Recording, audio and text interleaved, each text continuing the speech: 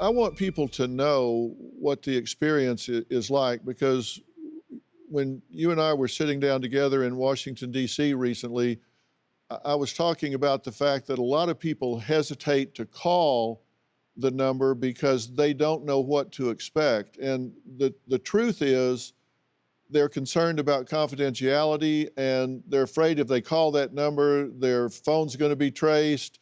Next thing they know, the sheriff's going to come through the door with a battering ram and pull them out and take them to a mental hospital. That is not what happens when people call 988. Tell people what does happen. No, it's not. You're going to get to talk with someone who's a trained professional, someone who's trained to listen and help you through this moment.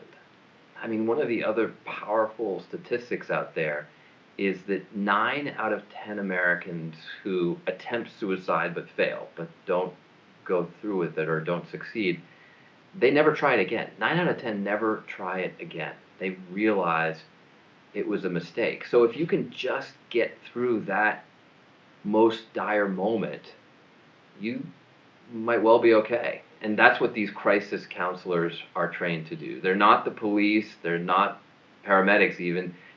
They're just there to help talk you through this moment, to get you the help that you need, to connect you with long-term resources. If you're a veteran, you're going to get connected directly to the Veterans Crisis Line, so you can talk to someone specifically trained for your issues. As much as possible, we're going to connect you with a counselor who understands your particular challenges. But they're just there to talk and to listen, and it's really remarkable how well it works. Well, it really is. And, I've been really pushing this hard since the middle of the summer. And really, people have rallied around and done a great job in over 200 crisis centers. And it's been great. And we still need volunteers, and we still need people to get behind this and help out. And so I'll make the appeal for people to get involved and get the training and help pull this off and expand it even more. But it's going really well from everything I can understand. Fair enough? It is, and Dr. Phil, you've been an amazing advocate for this, to let people know that this resource is available and that it's safe to call. I remember having that discussion in my office about how we weren't quite sure if there might be some hiccups when it rolled out. I mean, when 911 was rolled out, not every call went to the correct fire station on day one.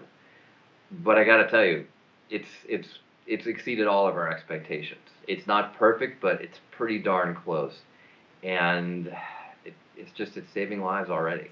And I think that's the most meaningful thing that I've done as a member of Congress.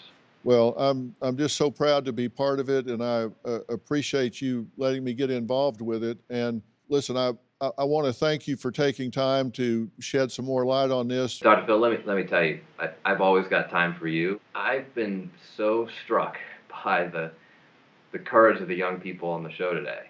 It's really moving, and you're all saving a lot of lives too. So you should be proud of that. Well, Gracelyn and Emma, and just all the conversations that we've had here, I'm really hoping that young people are watching this, and you're adding to it, and we really appreciate it. So thank you for taking the time. And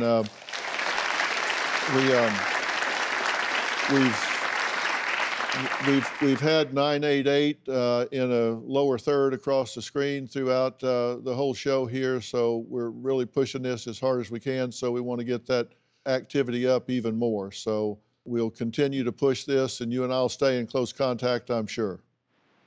Great to see you. Thank you. Thanks so much, Seth. We'll talk to you soon. Do you have a story or a question for me? Click the link in the description and tell me what in the world is going on.